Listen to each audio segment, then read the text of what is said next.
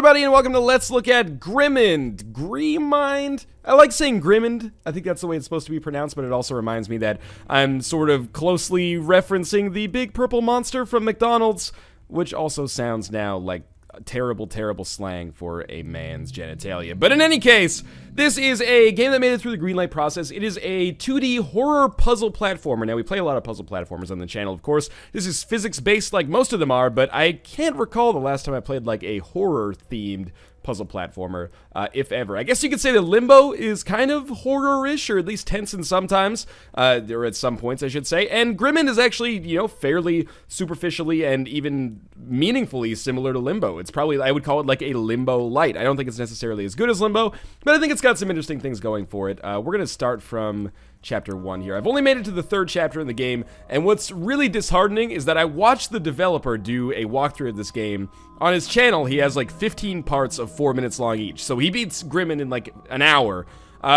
My hour of play has taken me only 1/5 of the way through the game, solving the puzzles for myself, except for the one puzzle that I needed the walkthrough help for, which is how I got there in the first place. So, it's either a very short game, or a game that will beguile you a little bit, depending on your aptitude for puzzles like this, and apparently I am on the lower side of the scale for that kind of stuff.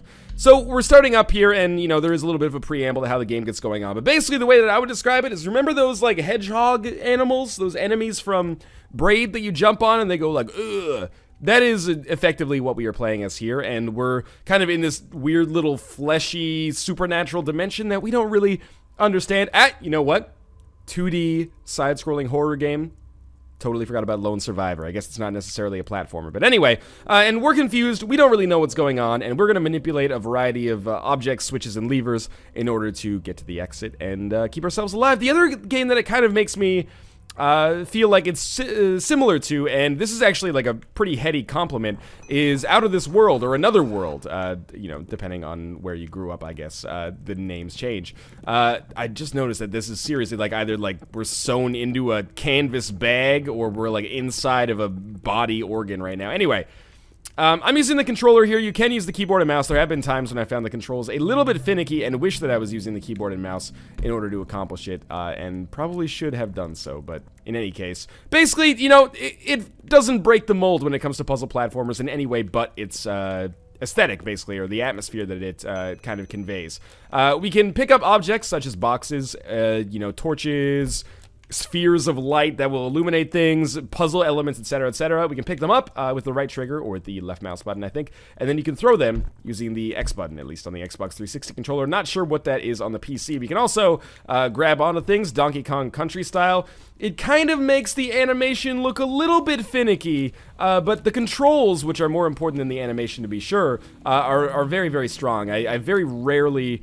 I shouldn't say the controls necessarily, because they're a little finicky on the controller, but mechanically, like, the game feels good. Like, the speed of movement, the way that you kind of, like, latch onto things and stuff like that feels really good. But the animation does sometimes look a little bit incongruent with what you're actually accomplishing, and really, I should have been able to make this jump about 10 times over now. But now you are seeing why sometimes I am taking, you know, 3 hours to get what should only take me a couple of minutes to get in the game. So we're going to swing. Obviously, I have no knowledge of how momentum works and the fact that we should be closer to the moment at the bottom of that pendulum. But anyway, I digress. I think we have a situation where there is like a lever over here on this left side. He sees a lever up there. Lever, doesn't really matter to me. How can I reach it? I will say that another game that this kind of reminds me of is Neil Umbra. Not Neil Armstrong, the first man to walk on the moon, but Neil Umbra, the game that I played maybe 4 or 5 months ago on the channel. I think it was back in like either July or August or September. Or, you know, any of the other 9 months of the year. But basically it had like this kind of dialogue that was happening throughout the game that always told you what the player was thinking, or what the character was thinking, and as the player what you were supposed to think. And I kind of found it frustrating in that, and I find it a little bit frustrating in Grimind as well. And, you know, this is no fault of the developer. Well, I mean, I guess it is the fault of the developer, but I feel shitty saying it. But it's a little bit broken Englishy at times. That's not necessarily something that breaks immersion, because, you know, we are playing as like an anthropomorphic hedgehog to begin with. Who would ever think of that idea? But it takes away a little bit, I think, from the atmosphere of like introspection and scariness that the game is trying to create. So we basically completed the very first puzzle in the game, and I apologize if the video's dark. The game's very dark. It helps get the atmosphere going. I have found myself not necessarily scared, but tense at times. And, you know, there are times when we'll, like, come up here and, you know, we can't see what's going on. And, oops, we're dead. You can die, and, you know, I've died at least a dozen times over the course of the game so far. You may or may not find yourself in the same boat, depending on your aptitude for games like this. So this introduces one of the mechanics that we're going to see a lot of, and it's a shiny stone that basically we're using as kind of a flashlight. Oh, I'm an idiot. That we're using as kind of a flashlight here, and it's neat because it's important to have light in order to see what's going on, because there's any number of obstacles that can just end your life if you're not able to see them. Spikes, for example, which is what killed us earlier. You know, you can drown if you can't see where you're going in the water for too long, and you can't submerge and get some oxygen. And enemies that will also chase you down as well, and of course fire. But of course, if fire exists, then you should be able to see it. But also, you're at a serious... Oh, I shouldn't have thrown that. I may die here. I just can't see what's happening. Did I die? I should have gotten that stone. I shouldn't have... Yo, you know what? Just kill me. Find a way for me to die. We're gonna fall down here in a second. Yeah. Oh, I might have actually been able to grab the stone there. That's just me being a little short-sighted there. But it's important to have the stone, obviously, so you can see what's happening, as you saw right there. But additionally... it makes you very vulnerable because you can't carry other items in the meantime, nor can you grab onto ropes and stuff. So if there's enemies chasing you on the ground and you need to get away by grabbing a vine or something like that, then you can't do that when you're also holding the object that gives you the ability to see the ground beneath you. I threw the stone away because I thought that there was nothing else for me here, but I think, yeah, there's actually like a small platforming stage here that I needed to keep the stone for. And, you know, to some extent, I kind of find that as a foible of design, that I could, like, throw this away and then have to, you know, completely basically kill myself because I can't get it because the stone's in an inaccessible area. There are many ways to reach fail states from what I've seen so far in Grimind. And one of the things I will hold against the game... Oh, I really thought that I could grab onto that. One of the things I will hold against the game a little bit is that some of the checkpoints are a little bit far away. I am just throwing like crazy here. But some of the checkpoints are a little bit far away from the, like, relevant part of the puzzle that is... supposed to be, like, the linchpin of the puzzle, if you will. On, like, a switch puzzle, maybe the switch is, like, 45 seconds in, but when you die, you've got to repeat that 45-second segment every single time. That is a little annoying. Oh, my God. I am so sorry that I am actually playing terribly here.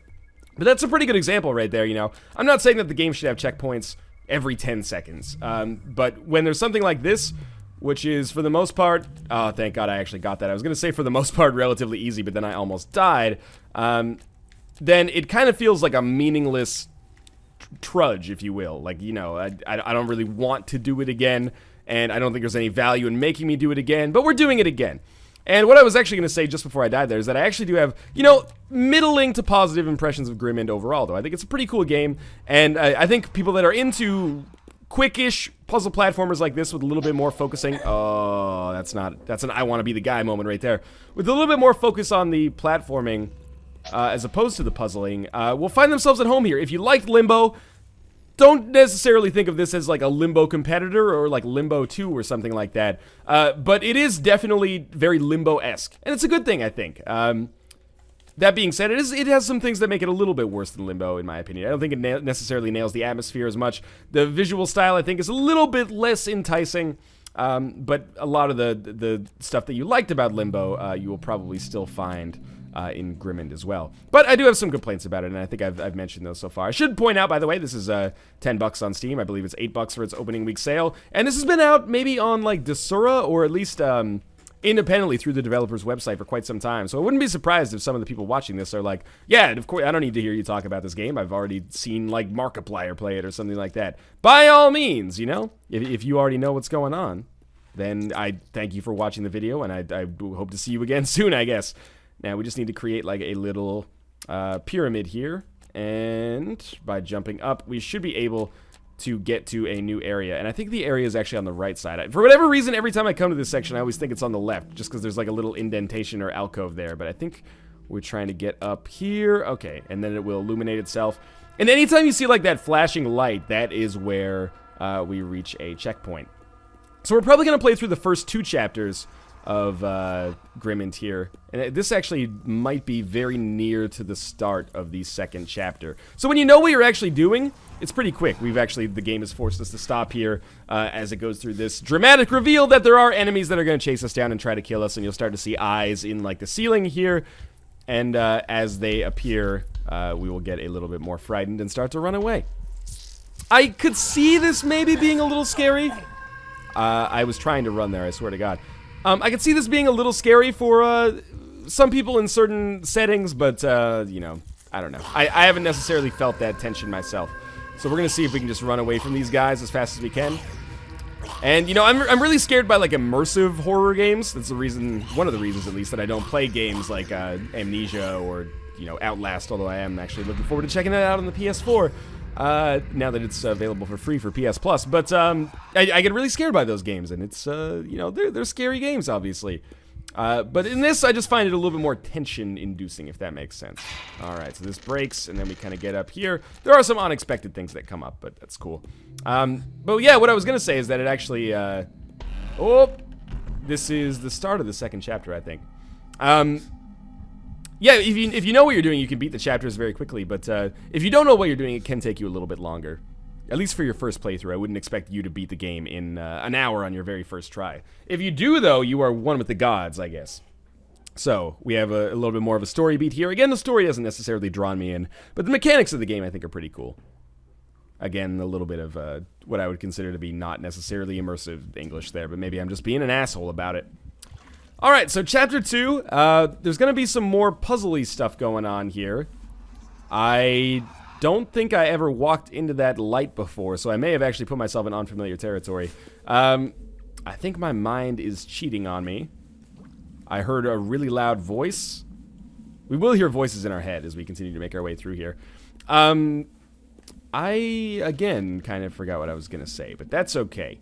We're going to encounter some basically switch puzzles pretty soon, and this is where I'm going to harp a little bit more on the checkpoint thing, because I do think there's a puzzle in there that is inoptimally, or suboptimally designed, if you will, and I ended up spending probably like 15 minutes of my hour or so with the game just trying to do this puzzle over and over and over, and like 90% of the puzzle was totally fine. It was just one element that was bothering me that I couldn't solve, and it unfortunately came at the end of the puzzle, so I had to restart multiple times and do the same thing over and over, which is really tedious.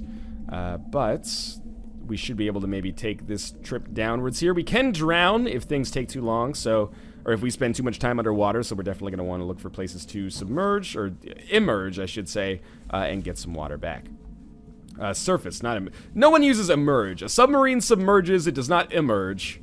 It surfaces. You know, speaking of maybe English not being so great, look who's talking here. Former pseudo-English teacher. Occasionally I get that. People, like, first off, people hold you to a very high standard, I guess, if you said you've ever been a teacher before, which is not necessarily undeserved, but, you know, if you misspeak over the course of, say, you know, an 18-minute long stream of consciousness style video that you record for YouTube, people were like, that's not, at 15:51, when he's been talking for 15 minutes, like, uninterrupted, by himself, what he said there isn't technically a real word. It's not inoptimal, it's suboptimal. I can't believe he used to be an English teacher. I had to give you the secret here. If you're teaching English at a school in South Korea to ESL students, it's not really the same thing as being an English teacher. I don't have a degree in English. I don't have a degree in teaching. I just sort of happen to be there. Let's keep this back here, because this is where I was talking about, or this is the puzzle I was talking about. Watch how long this takes me as I continue going off on my tangent here. But yeah, I had a, you know, I have a degree in science, but I'd wanted to teach English, and they allow you to do that even if you're not a technically an English teacher over there. But still, also, people get nervous and anxious over giving like 5-minute public speaking things, you know, public speeches, if you will. Oh, I don't know what I'm going to say. I've got to write it all down, spend like 6 weeks preparing for what I'm going to say. These are 20-minute, like, off-the-cuff dialogue pieces, man. If someone misspeaks, you got to be okay with that. Same thing, like, a 3-hour stream, sometimes we get it as well. It's like 2 hours into the stream, you said a sentence that didn't make sense. I'm like, Jesus, I've been talking for the length of a feature-length movie. Have some, you know, decency and understanding. Some tolerance, if you will. Anyway, phase 1 of my ranting complete, and also phase 1 of the puzzle complete here. The bridge has moved. The bridge has moved. So what we need to do is I think we come through here, and we're basically, there's a lock and key mechanism. There's going to be a red lock and a yellow lock. You saw the yellow key. It's the sphere that I picked up and then was like, oh, we'll deal with this later. This is the red key here. So what we're just going to do is kind of bump it out with this stick. And if I had just walked down there and got myself killed, or if I just walked down there without the red key, I would just be mauled by those kind of enemies that you saw me fighting earlier. Not feisting. That would be, you know, quirky and adorable Canadian indie pop. But I would be mauled by those enemies. So the thing that's really frustrating is like going up, platforming, hitting that switch. Can I grab this thing? I gotta pull it out a little further, I guess. Yeah, grabbing that switch, then going down there and being like, oh, I'm killed. So the more you experiment, the more you have to do that stuff every single time. You have to go back up to that section, you know, get around the lava, avoid ceaseless discharge, and then hit that switch, and then come back down here and do this. And God forbid you mess up the puzzle at this point, because then you've got to kill yourself and go back and do the same thing. And it takes a good, you know, 30 seconds every single time. And that doesn't seem like a long time, but it's like kind of a meaningless 30 seconds because I've already done it multiple times. I've already demonstrated that I can platform that section at the top without running into any trouble. But those are the locks down there, by the way. But we have to, you know, do it multiple times anyway. I almost wish there was just kind of like an interim checkpoint at each like intermediate phase of what we did here. Anyway, let's try to take the yellow orb first. Yellow, hey, okay, let's get whatever orb we can actually grab. Maybe the red one. And we'll just move it over, and then we'll grab the yellow one. Okay. So now is the moment of truth. We've got to make sure that we actually drop the yellow orb in the right spot. Otherwise, we will get mauled again and have to start from the very beginning. There we go. Not the very beginning, but, you know, the beginning of basically the beginning of the second chapter. The beginning of this puzzle, which makes up the bulk of the second chapter. And then we'll grab this one. And again, we don't want to mess up this one, or we have a chance to be mauled, I think. And when we do this, this will activate the bridge, and we'll be able to solve the final puzzle of the second chapter of the game, and that's probably where we're going to stop our impressions of the game.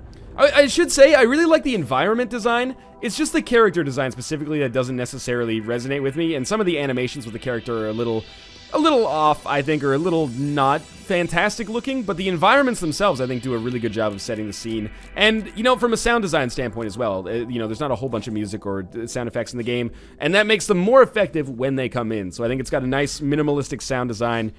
And the sound design is oftentimes the most anxiety-inducing part because we can hear our little hedgehog dude, you know, moaning to himself or being like, I'm scared, and, you know, shivering. Anyway, this is the final part of this chapter, if I remember correctly. And what we have to do here is, this is like a serious Sonic the Hedgehog PTSD moment.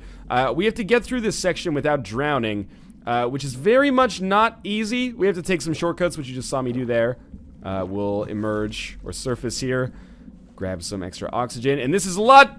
I'm making it look easier than it actually is. I got stuck here for quite some time, and we're gonna be chased by these guys, and we're a very slow swimmer, but we're gonna cut. Oh, I might actually die here. Yep, I died. Let's try that one more time. I really hate this puzzle for good reason, like the reason that's good for the game. I hate it because it's really panic-inducing, actually, because you got the, you know, simultaneous pressures that are pushing on you here. One of them being, oh, I've got to finish this course as fast as possible, otherwise I'm going to drown down here, which is a horrible and, you know, suffocating way to die in a video game, and probably real life as well, if I had to guess. But also I got these guys chasing me, so there's like that frantic side of it as well. And my dude is the worst freaking swimmer of all time. Okay, that's bullshit. I hit the button and I didn't grab onto the vine. There's not really any purpose to actually finishing this, because as soon as we finish it, it's the end of the chapter, and I'll just stop the, I'll stop the video anyway. By the way, this is why, again, I don't play horror games on YouTube, because I am finding myself getting a little worked up. Maybe it was a little bit unfair of me to say that I don't find the game very scary, because moments like this are, again, very panic-inducing, I think. So let's just go for the left vine this time, because obviously the right vine can't be trusted. There we, oh, that one breaks too. Luckily, they kind of bumped me up a little bit here. They're still gonna chase me down, but now I just have to run to the right side of the screen, and I should be a-okay. All right, so that's gonna do it. That's gonna take us to chapter 3 in Grimind. I kind of like it. if I had to give this a review on a scale, the Northernlion scale, where all 10 numbers are actually used, I'm just as likely to give a game a 10 as I am to give it a 1. I should say all 9 numbers, I guess, then. This would probably rank as about a 6, which is above average, pretty good. If you're into that sort of thing, consider checking it out. It's not a masterpiece, I think, but I think it's something that a lot of people that are into puzzle platformers will be into. In particular, if you're looking for a Limbo-esque experience, this is a reasonably good facsimile. It's not the best puzzle platformer I've played, and it's not the best puzzle platformer I've played this year, but it's got some good things going for it. If you want to pick it up on Steam, go check it out at the link in the video description below. Again, $8 to $10, depending on whether you're picking this up in its opening week sale or after that. And if you like the video, make sure to show your support by clicking the like button, and of course, subscribe if you want to see more like it in the future. As always, thanks for watching. I'll see you next time.